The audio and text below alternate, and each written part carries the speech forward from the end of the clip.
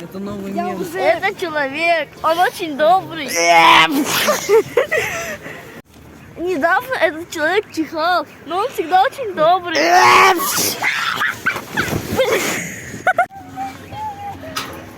Здравствуйте, расскажите о вашей жизни, пожалуйста.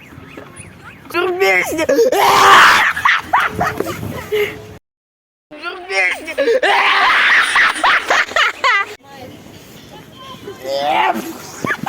Ой, здравствуйте, здравствуйте. Что? Молодой человек, объясните. С вами все нормально? С вами все нормально? Объясните. Объясните. Самый добрый человек, стойте.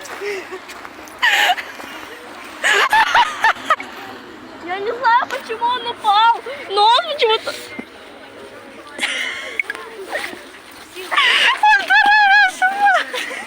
Здравствуйте, здравствуйте, здравствуйте. Здравствуйте, после того, как вы упали, все хорошо? Ну ладно, слава богу. Расскажите о том, как вы чихаете, когда вы один дома. Если я буду рассказывать, тут все улетят. Ну, расскажите, пожалуйста. Давайте рассказывайте. Был кашель?